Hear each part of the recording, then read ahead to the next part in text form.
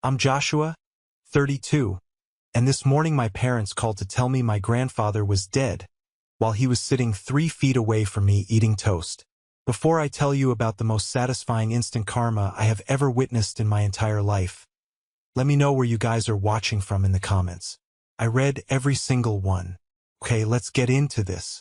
It started at 7:12 a.m. You know that specific time of the morning where the world is still kind of gray, and your brain isn't fully online yet? That was me. I was sitting at the kitchen table in my grandfather's farmhouse. The smell of old coffee and burnt sourdough was in the air. It's a smell I've woken up to every single day for the past 3 years since I moved in to take care of him. My phone started buzzing against the wood of the table. It was that aggressive vibration that sounds like a drill. I looked at the screen. The caller ID said, "Dad."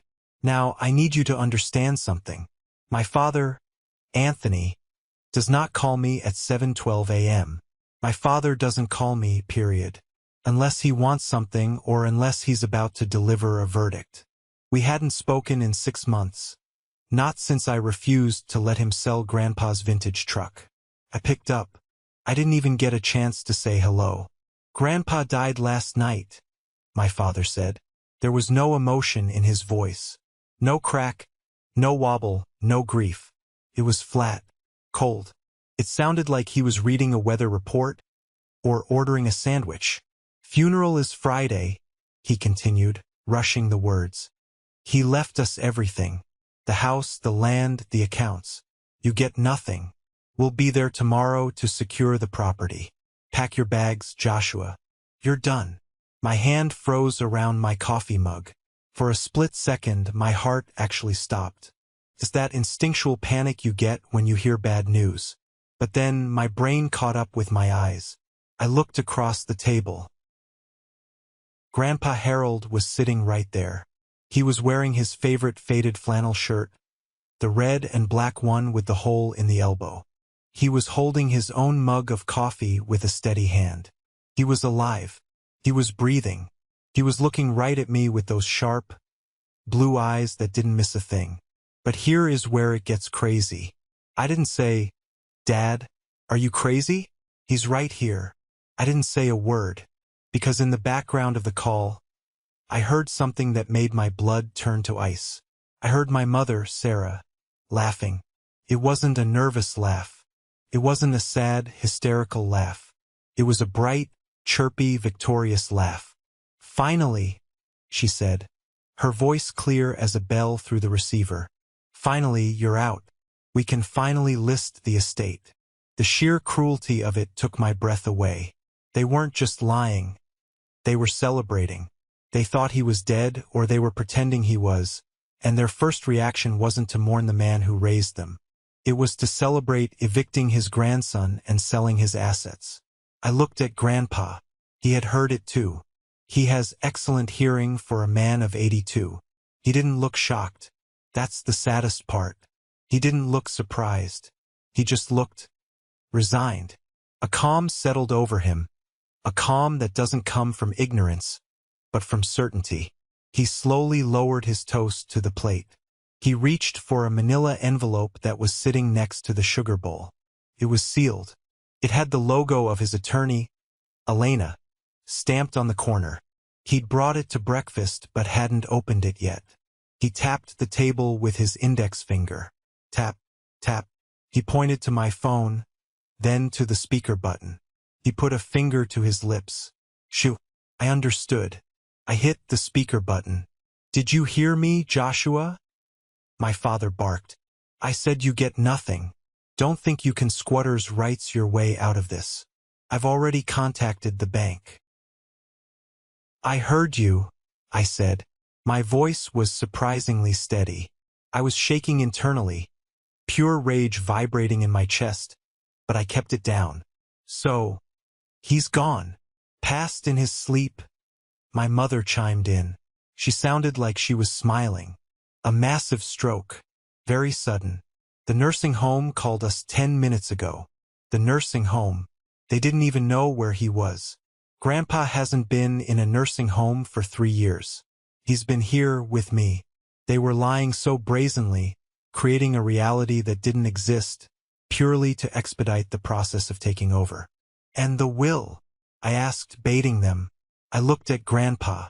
His face was like stone. Ironclad. My father lied. Everything reverts to the only son. That's me. The house, the investment accounts, the cabin on the lake. Everything is ours. We're going to list the farmhouse by Monday. The market is hot right now. We're going to buy that Rolls-Royce Ghost, Tony, my mother whispered. But the speaker picked it up. The black one. We can put the deposit down today. Grandpa's eyebrows shot up. A Rolls-Royce.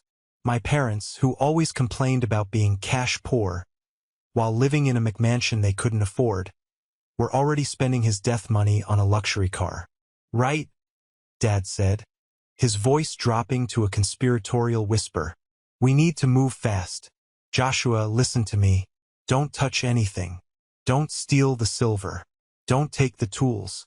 We are driving up to the cabin tomorrow to take inventory before the funeral.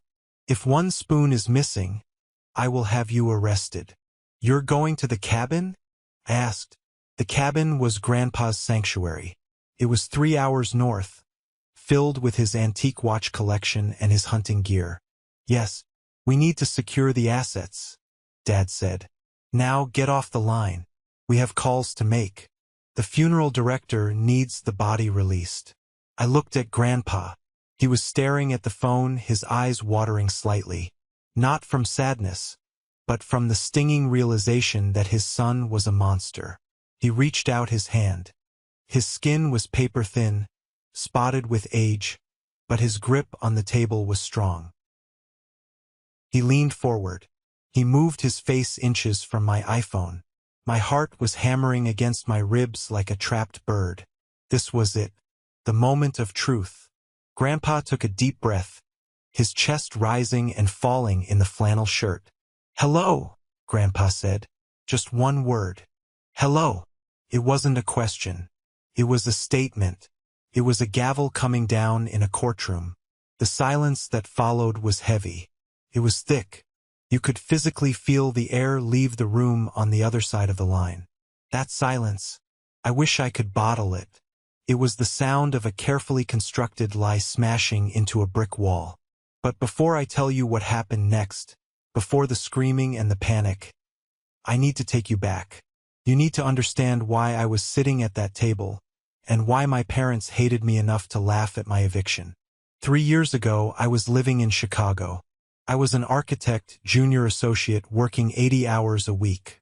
I was miserable, but I was successful by my parents' standards. I had the apartment, the suit, the career path. Then Grandpa Harold had his first stroke. It was mild, but it was a wake-up call.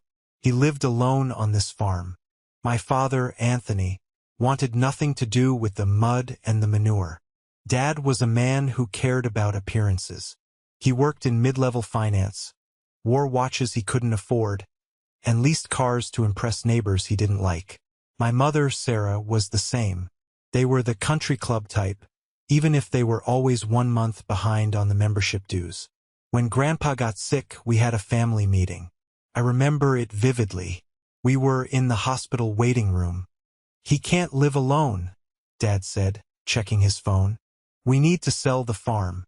The land is worth a fortune to developers. We can put him in Shady Pines. Shady Pines was a state-run facility. It smelled like bleach and despair. I knew Grandpa. Putting him there would kill him in 6 months. He needed his garden. He needed his porch. He needed his dignity. We can't sell the farm, I said. He loves that place. It's been in the family for 100 years. Well, who's going to watch him, Joshua? Mom snapped. Us? I have my book club. Your father has his golf league. We have lives. What about Connor? I asked. Connor is my older brother, the golden child. He was 35 then, working in consulting, which mostly meant charming people out of their money. He was Dad's pride and joy because he drove a Porsche, leased, and dated models. Connor is busy, Mom said defensively. He's building an empire. We can't ask him to wipe an old man's chin. That was the moment I snapped. They saw Grandpa as a burden, a line item in a budget, an obstacle to their inheritance. I'll do it, I said. My father laughed. You? You're going to quit your firm? You're going to throw away your career to play nursemaid? Yes, I said. I can freelance. I can work remotely. I'm moving to the farm. They didn't hug me. They didn't thank me. They looked at me with disgust. To them, stepping off the corporate ladder was a sin. It was a sign of weakness. Fine, Dad said, sneering. But don't come crying to us when you're broke. You're throwing your life away. So I did. I packed up my life in Chicago. I moved into the farmhouse. I helped Grandpa with his physical therapy. I cooked his meals. I fixed the roof. And slowly he got better. We spent nights playing chess, drinking whiskey, and talking about life. I learned more from him in 3 years than I did in a decade of school. But my parents, they stopped visiting. They only came around on holidays, and even then, it was just to inspect the property. They would walk around the house, eyeing the antique furniture, calculating the value of the silver tea set. Connor would show up, park his sports car on the lawn, and spend the whole dinner texting, only looking up to ask Grandpa if he'd updated his will yet. It was sickening. Last Christmas was the breaking point. Grandpa was feeling weak again. He had a tremors in his hands. Dad sat at the dinner table, cutting his turkey, and said, "You know, Dad, you really should sign the power of attorney over to me, just in case. Joshua here isn't good with money. Look at him, wearing work boots to dinner."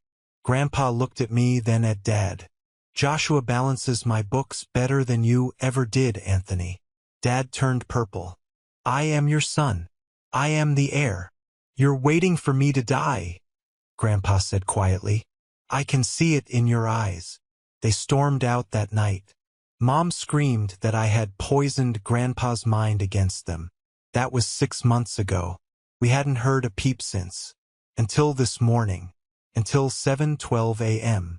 They didn't know I had installed security cameras. They didn't know Grandpa and I had spent the last 6 months meeting with forensic accountants because Grandpa suspected Dad was forging checks. They didn't know that Grandpa was sharper than ever. And they definitely didn't know that when they called to gloat over his corpse. He was enjoying a slice of sourdough toast. Back to the phone call. Back to that silence. "Hello," Grandpa had said. I watched the phone. I imagined them on the other end, in their overly decorated kitchen with the marble countertops, freezing in place. "Dad." My father's voice came back. It was a squeak, a terrified, high-pitched squeak. The arrogance was gone. The coldness was gone, replaced by pure, unadulterated fear. "Dad?" My father repeated, his voice trembling so hard the speaker crackled. Is that you?" Grandpa leaned back in his chair. He took a sip of his coffee, savoring the moment. He didn't yell.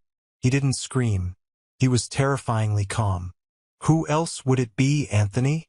Grandpa asked. "Who else were you expecting? The coroner?" No, Dad." My father started stammering, tripping over his own lies. We got a call. Someone called us. They said you passed away. Oh my God, Sarah. He's alive. It's a miracle. Dad, we were devastated. We were just trying to hold it together." I watched my mother's reaction through the silence.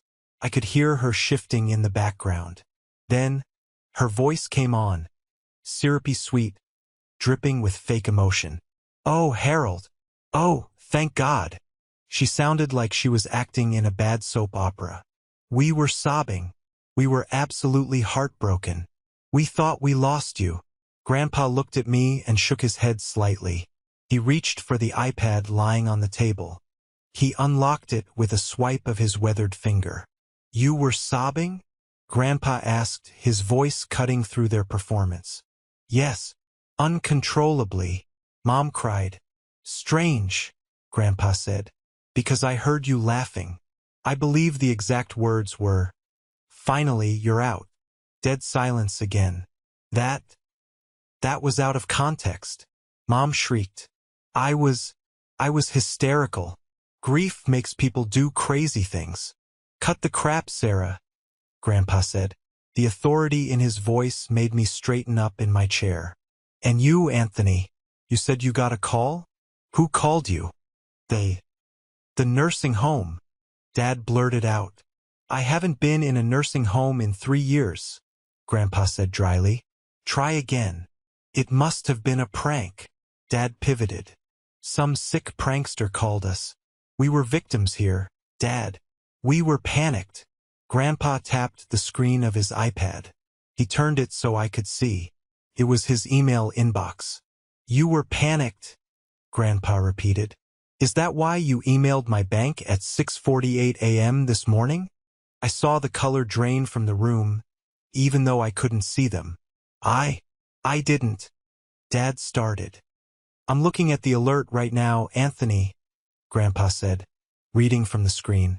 Urgent request from beneficiary Anthony Carter. Subject, death certificate pending. Immediate access required for safety deposit box number 402. Sent at 6:48 a.m. I gasped. Box 402.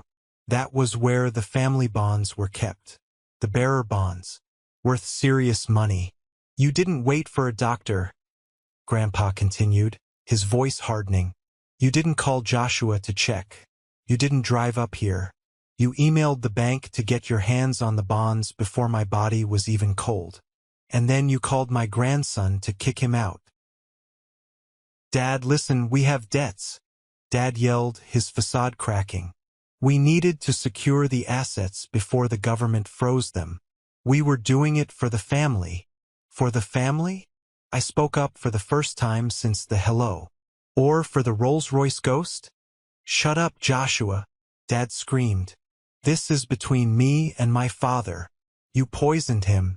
You set this up. I heard you, Anthony, Grandpa said. I heard you talking about the deposit. You need the money today, don't you? Did you already spend it? Did you borrow against my inheritance? The silence on the other end gave us the answer. They had. They were leveraged up to their eyeballs, banking on Grandpa kicking the bucket to pay off their lifestyle. We put a deposit down, Dad whispered, defeated. If we don't transfer the balance by noon, we lose the car. And the financing, Dad, please, it's just a misunderstanding. We love you.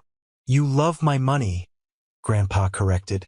And as of this morning, you have access to neither. What do you mean? Mom's voice was sharp again.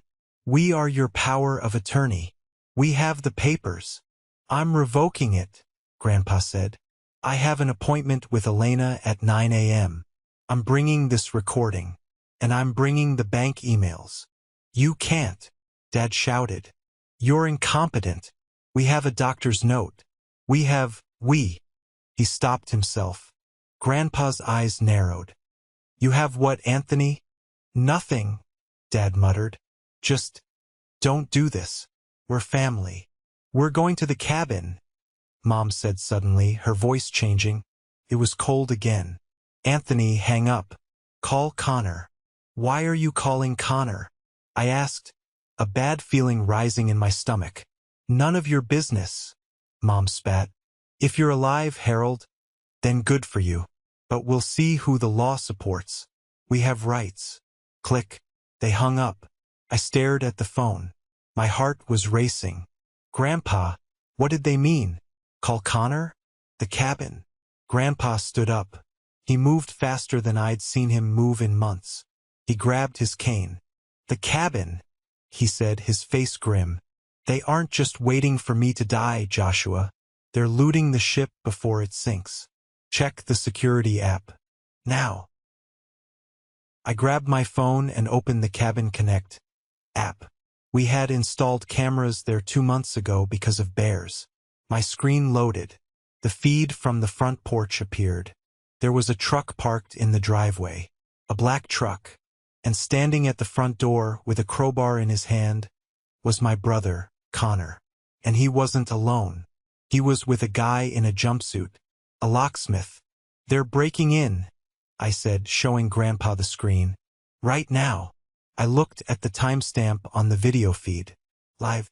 Connor was there, 3 hours away from us, hammering on the solid oak door of the cabin. The cabin that Grandpa built with his own hands 40 years ago. The place where he taught me how to fish, how to whittle, how to be a man. He's got a locksmith, I said, my voice rising in panic. Grandpa, the collection. Inside that cabin, in a hidden wall safe, was Grandpa's vintage watch collection. Patek Philippe, Rolex, Omega. Watches he had collected over 50 years.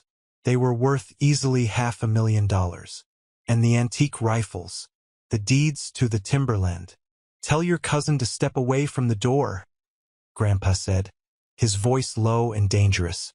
I tapped the microphone button on the app. It allowed me to speak through the doorbell camera. Connor, I shouted into my phone. Get away from the door. On the screen, I saw Connor jump. He looked around wildly. He was wearing a designer leather jacket and sunglasses, looking like he was on a GQ shoot instead of a burglary. Who said that? Connor yelled. It's Joshua, I said. I can see you. I'm recording you. Get off the porch. Connor walked right up to the camera. He took off his sunglasses. His eyes were bloodshot. He looked hungover or desperate. Open the damn door, Josh, he screamed. I know you changed the codes. Mom called me. She said the old man is dead.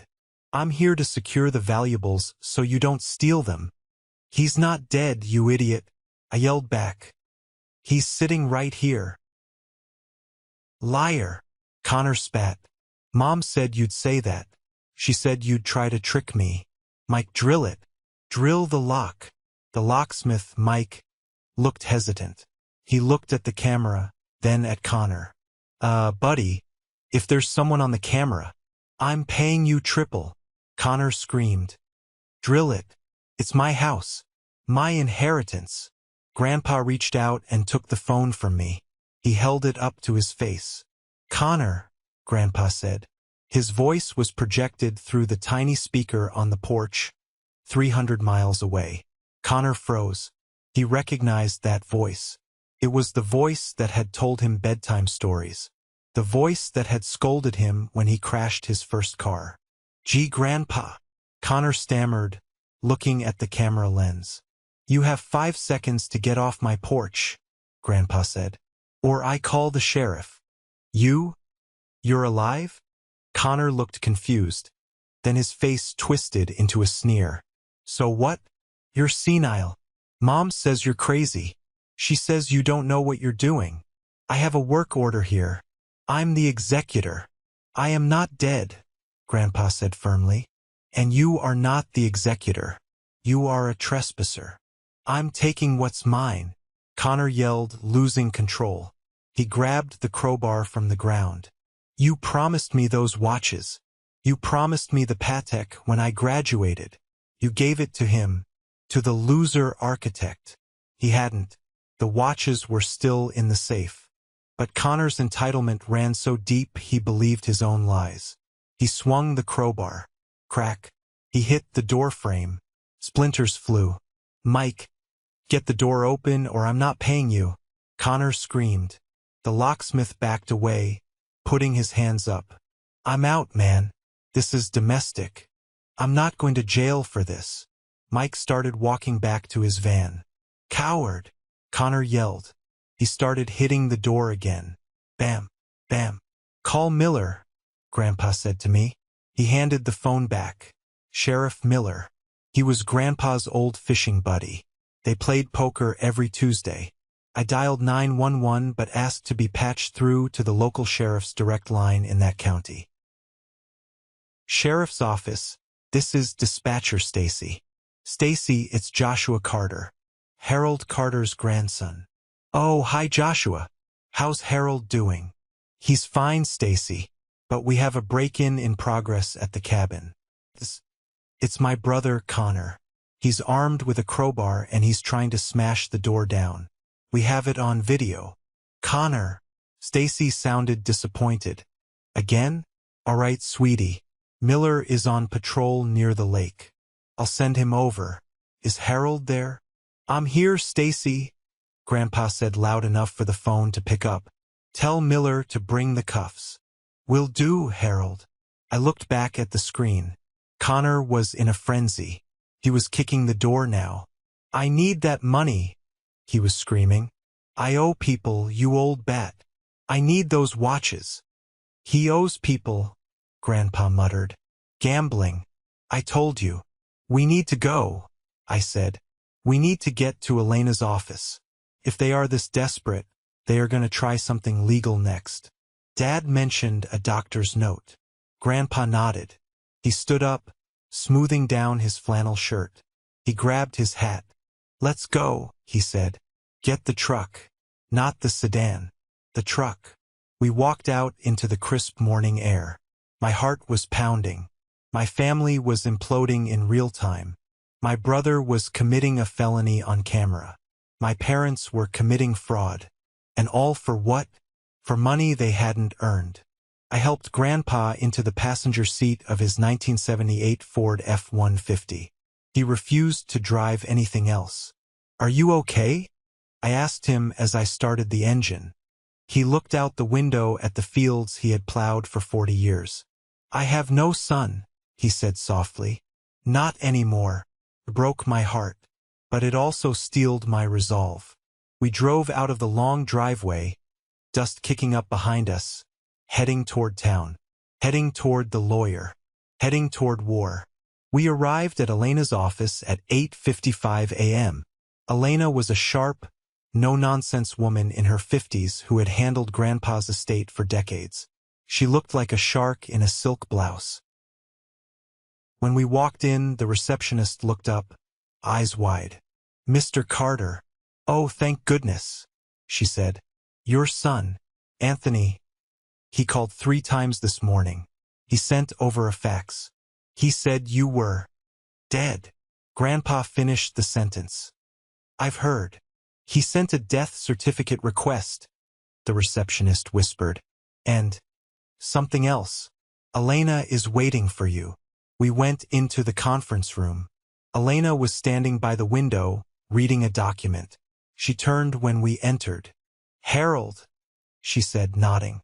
She didn't hug him. She wasn't the hugging type. You look remarkably healthy for a corpse.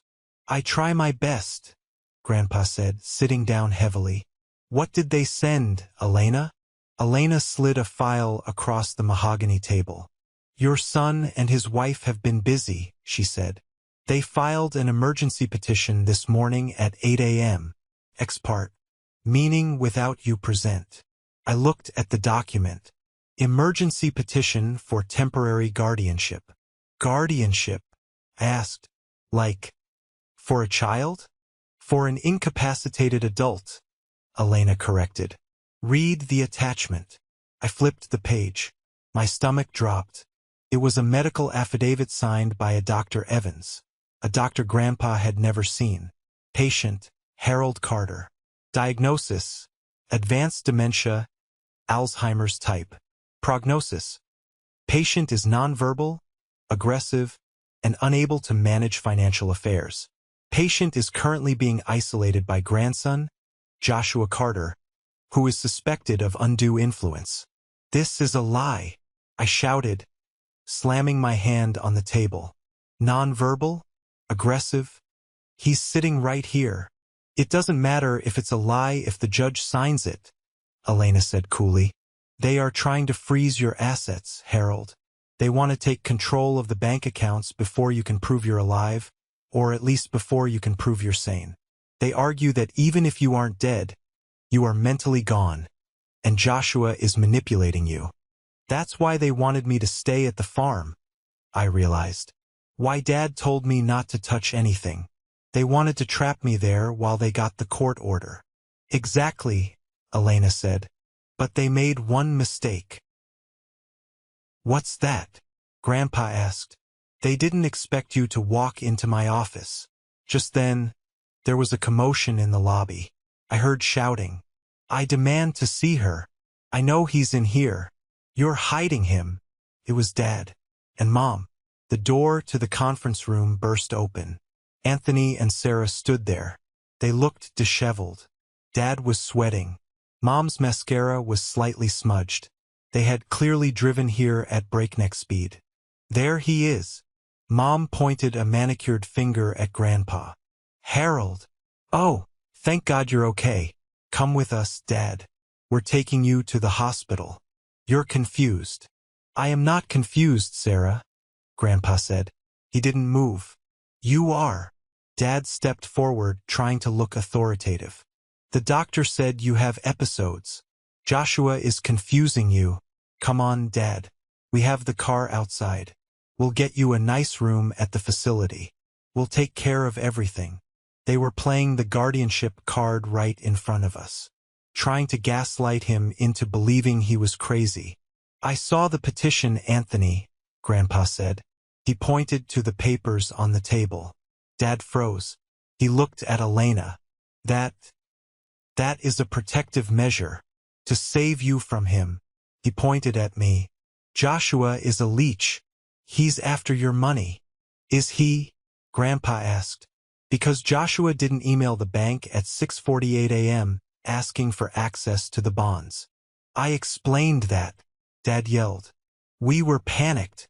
And Joshua, Grandpa continued, raising his voice for the first time, did not break into my cabin with a crowbar. Mom's eyes went wide. What? We know about Connor, I said. We saw him. On the camera. You spied on him? Mom screeched. He was just checking on the property. He was worried. He was screaming about his debts, Grandpa said. He was screaming about selling my watches. That's a lie, Dad roared. My son is a businessman. He's successful. Unlike you failed architect. Enough, Elena said. Her voice cut through the noise like a knife. Mr. and Mrs. Carter, please sit down. Or leave. Those are your options. We aren't sitting, Dad said. We are taking my father. We have medical power of attorney until this guardianship goes through.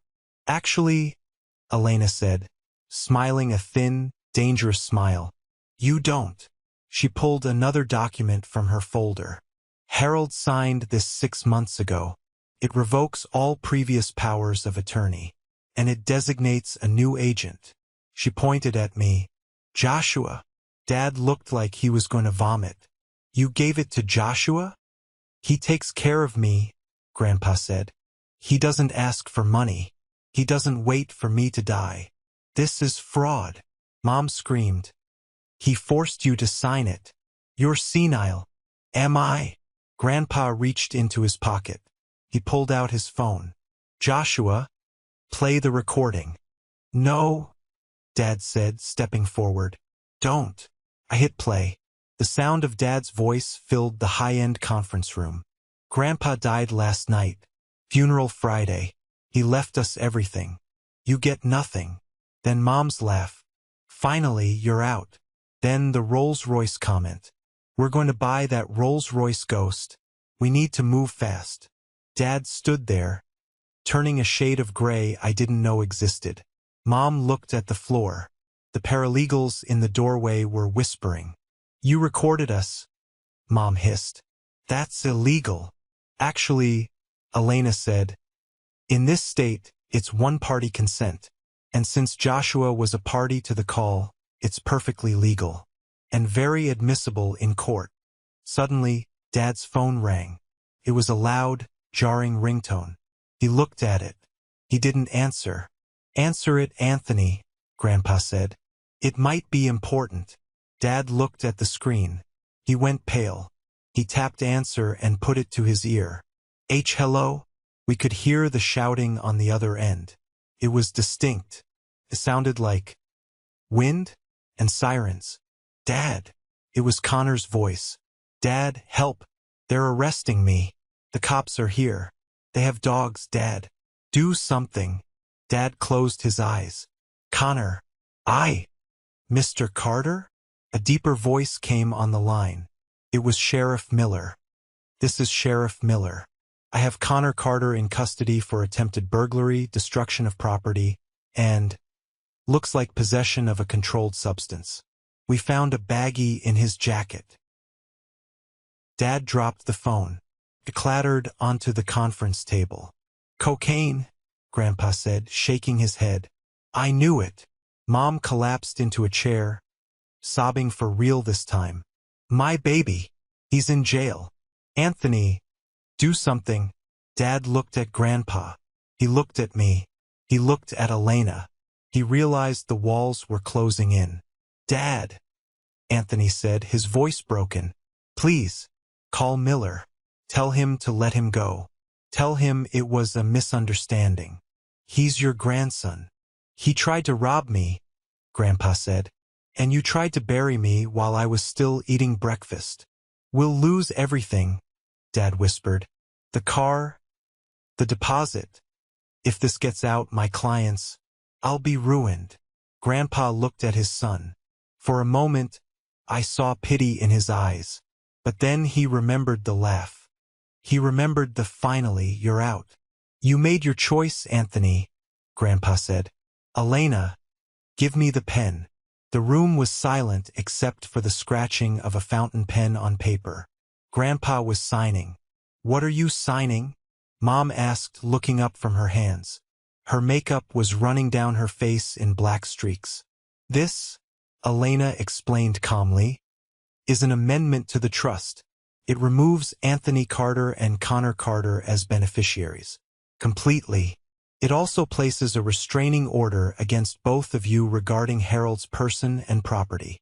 You can't cut us out, Dad shouted. But there was no fight left in him. It was a reflex. I'm your son. You ceased to be my son when you filed a legal document claiming I was brain dead, so you could buy a car, Grandpa said, not looking up. He signed the last page with a flourish. Harold J. Carter. He capped the pen. Now, Grandpa said, looking at them, get out. Dad. Get out. Grandpa's voice boomed. It wasn't the voice of an old man. It was the voice of the farmer who had cleared this land with his bare hands. Before I have Elena add a clause that sues you for the legal fees of this guardianship nonsense. Dad looked at Mom. Come on, Sarah. But Connor, Mom wailed.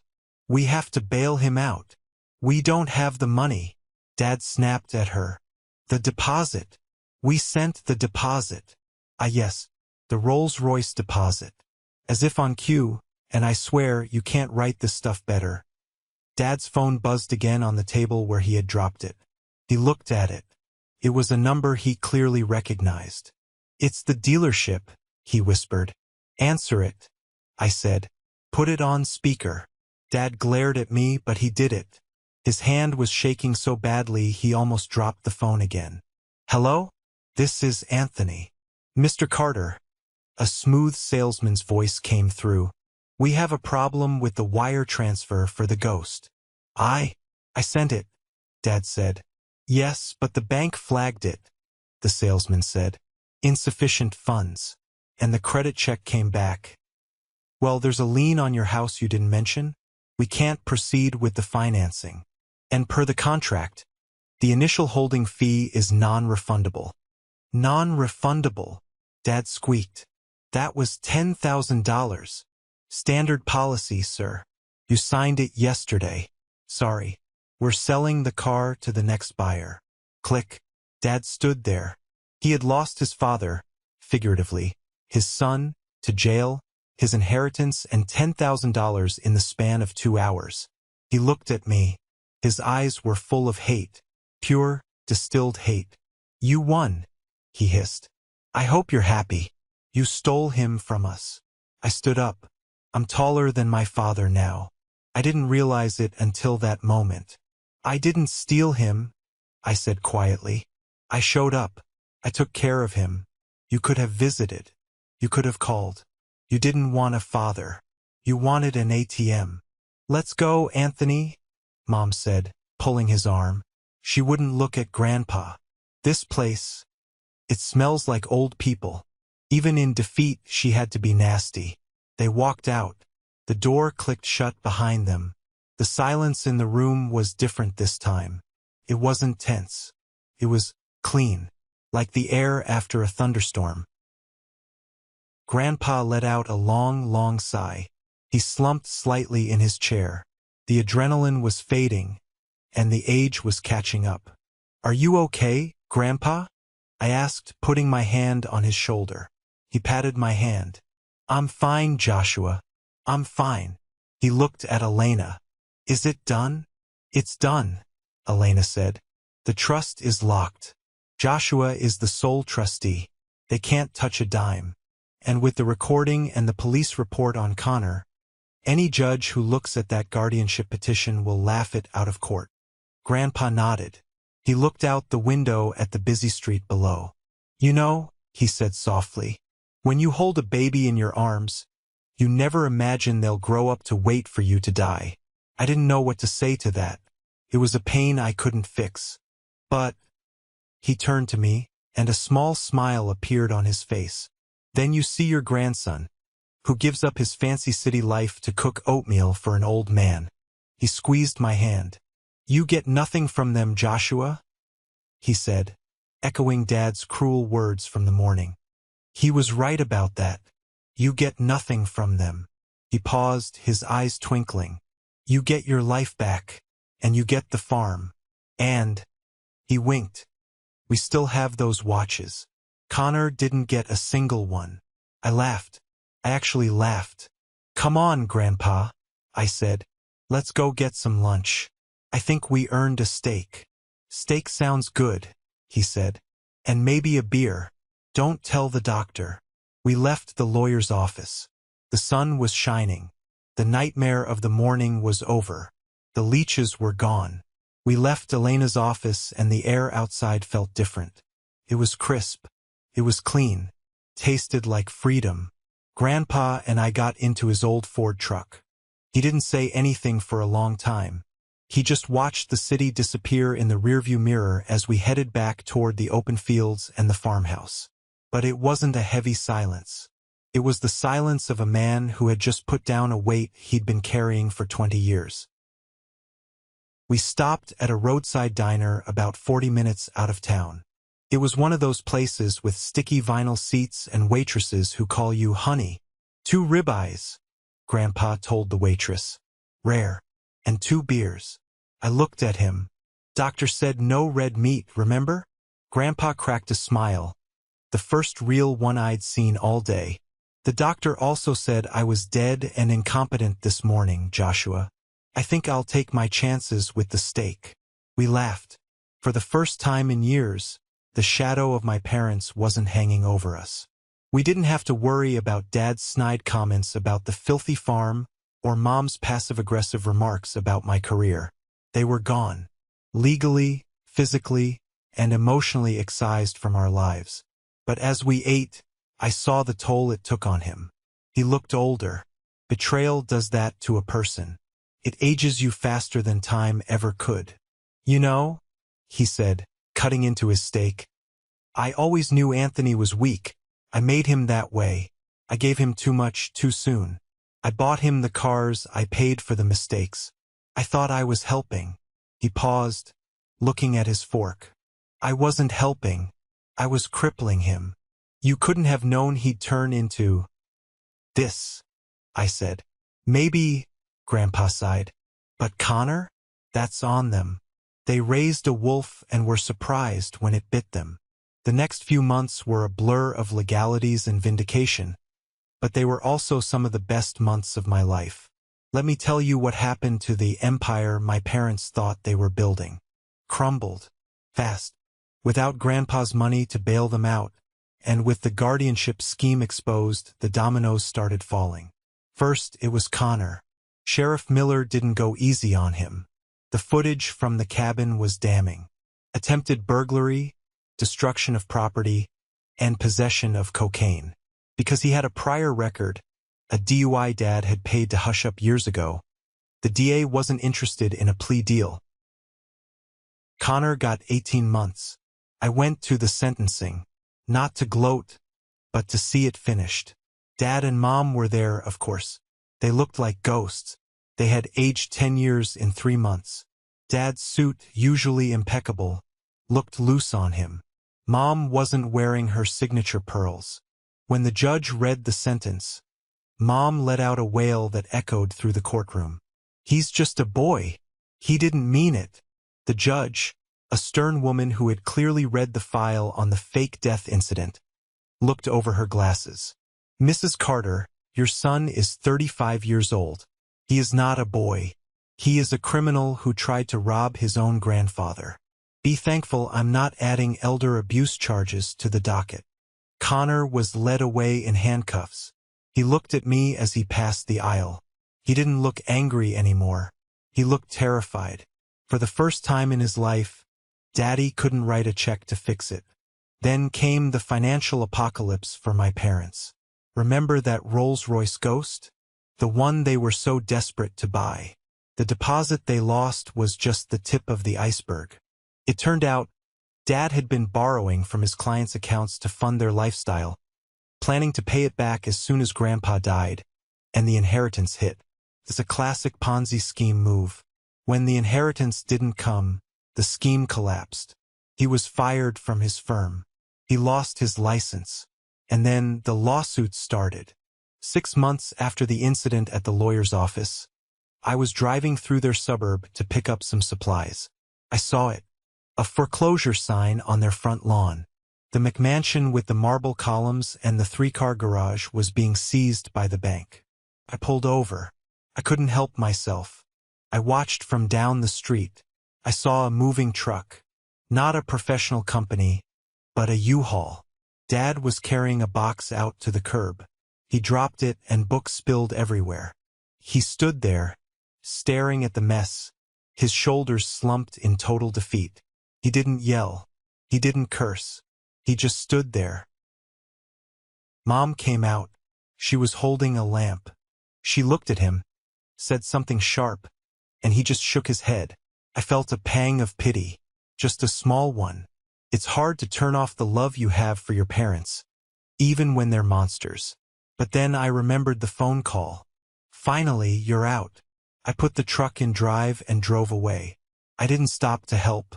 That was the hardest thing I've ever done, but also the most necessary. I couldn't save people who were determined to drown everyone around them. Meanwhile, life at the farm was blooming. With the legal threats gone, Grandpa and I focused on living. I took over the management of the estate officially. I used my architecture degree to renovate the old barn, turning it into a wedding venue. It was a huge hit. We started making a profit, real, honest money from the land, not from stocks or schemes. Grandpa loved it. He would sit on the porch in his rocking chair, supervising the construction, telling the workmen they were doing it wrong, offering them lemonade. He was vibrant. He was happy. One afternoon, about a year after the incident, I was at the local hardware store buying paint. I turned the aisle and froze. My father was there. He was wearing a blue vest with the hardware store's logo on it. He was stocking shelves with boxes of nails. My father, the man who wouldn't be caught dead without a silk tie. The man who mocked me for wearing work boots. He was working retail for minimum wage. He saw me. He stopped with a box in midair. We stared at each other for a long 10 seconds. The store was quiet. "Joshua," he said. His voice was raspy. He looked tired, so incredibly tired. "Dad?" I nodded. He looked at my cart. It was full of high-end exterior paint and new fixtures. He looked at his own hands, dusty from the cardboard. "I heard the barn turned out nice," he said. It sounded painful for him to admit. "It did," I said. "We're booked solid for the next 2 years." He nodded. "Good. That's good." He hesitated, shifting his weight. I could see the wheels turning in his head. The old instinct to ask, to beg, to manipulate. "How is he?" Dad asked. "Your grandfather." "He's happy," I said simply. "He's healthy." Dad looked down at his shoes. "You know, Mom is working at the diner. The one on Route 9. She hates the uniform. He was fishing. He was waiting for me to say, "Oh no, that's terrible, here's a check." Or "Come home, we'll take care of you." But I didn't. "Work is good for the soul," I said. "That's what Grandpa always taught me." Dad's jaw tightened. The anger flared up for a second, the entitlement trying to claw its way out. But he swallowed it. He knew he had no power here. "Yeah," he muttered. "I guess. I have to go, Dad," I said. "I have a lot to do." I pushed my cart past him. I didn't look back. But as I walked away, I heard him place the box of nails on the shelf. It was a heavy, hollow thud. That night, I told Grandpa about seeing him. Grandpa listened, sipping his tea. "You know," Grandpa said, "I left a door open for them. Just a crack." "What do you mean?" I asked. "In the amended trust," Grandpa revealed. "The one I signed that day with Elena. I added a clause. The sweat equity clause." I stared at him. "You never told me that." If Anthony or Sarah could hold down a legitimate job, no scams, no borrowing, just honest work, for 5 consecutive years, the trust would pay off their mortgage on a small condo. Nothing fancy, just a roof over their heads. I was stunned. After everything, he still offered them a lifeline. "Do they know?" I asked. "Elena sent them a letter outlining the terms," Grandpa said. 5 years. That's all. Will they make it? Grandpa looked at the fire crackling in the hearth. "Anthony just might," he said. "He looked broken today, didn't he? Sometimes you have to break a bone to reset it properly. But your mother and Connor," he shook his head. "I don't think they have it in them." He was right. 3 months later, Mom quit the diner. She tried to sue her manager for emotional distress. She lost. She moved in with her sister in Florida and spent her days posting vague, angry status updates on Facebook about ungrateful children. She never completed the 5 years. Connor got out of jail and immediately violated his parole by trying to run a crypto scam. He went back inside. But Dad stayed at the hardware store. He kept his head down. I never spoke to him again, but I'd see him sometimes, driving a beat-up sedan, looking grayer, looking humbler. Grandpa gave them a chance to earn their redemption. He didn't give them money. He gave them a path to dignity. It was up to them to walk it. 3 years passed. 3 glorious, quiet years. We fixed the tractor. We planted a new orchard. We watched the seasons change from the front porch. Grandpa Harold didn't die in a cold hospital room, surrounded by machines. He didn't die suddenly in the night like my parents had lied about. He died on a Tuesday evening in October. We were sitting on the porch. The sun was setting, painting the sky in violent streaks of orange and purple. The air smelled of dried leaves and wood smoke. He had been quieter than usual that day. He asked me to bring out the good whiskey, the bottle he'd been saving for a special occasion. I poured us both a glass. "Joshua," he said. His voice was soft, barely a whisper against the wind. "Yeah, Grandpa. Look at that view," he said, gesturing with a trembling hand toward the fields. "Better than a Rolls-Royce, isn't it?" I smiled, tears pricking my eyes because I knew. Somehow I knew. "Yeah, Grandpa. Much better." "I'm tired, son," he said. "I think I'm ready to sleep." "Okay," I said, my throat tight. "You rest. I'm right here." He reached out and took my hand. His grip wasn't strong like it used to be, but it was warm. "You were the good one," he whispered. "Not because you stayed, but because you listened." He closed his eyes. He took a breath, then another, and then silence. He slipped away just as the sun dipped below the horizon. It was peaceful. It was dignified. It was exactly the death he deserved. The funeral was 3 days later. It was held at the small white chapel in town. The place was packed, not with business partners or socialites, but with real people. The farmers he'd loaned tools to, the waitresses he'd tipped generously, the sheriff, the guys from the hardware store, Dad didn't come, though I heard he asked for the day off to mourn alone. And yes, Mom came. She showed up in a black dress that was a little too tight, a little too fancy. She walked in like she owned the place. She marched right up to the front row, the widow/family pew. I was standing by the casket. She looked at me, her eyes dry. "I'm sitting here," she announced. "No," I said softly. "You're not. I am his daughter-in-law," she hissed. "People are watching, Joshua. Don't make a scene." "You lost your seat 3 years ago, Sarah," I said. I didn't call her Mom. "The back row is empty. You can sit there. Or you can leave." She looked around. She saw the eyes of the town. These people knew the story. Small towns talk. They knew what she had done. She saw the judgment in their faces. She turned around, her heels clicking loudly on the floor, and marched to the very back. She left 10 minutes into the service, right before the eulogy. She came for the show. She left when she realized she wasn't the star. After the burial, Elena the lawyer pulled me aside. "He left you something else," she said. "A letter. He wrote it the day we signed the amendment, just in case." She handed me a thick envelope.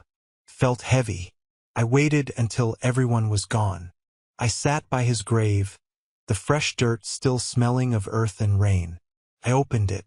His handwriting was shaky but strong. "To my grandson, Joshua. If you are reading this, I am gone.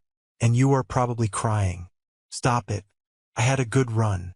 I know you worried about the money. You worried that having it would change you like it changed your father. It won't. Because you know the secret. The secret isn't in the bank account, Joshua. The secret is in the soil. It's in the way the coffee smells at 7 a.m.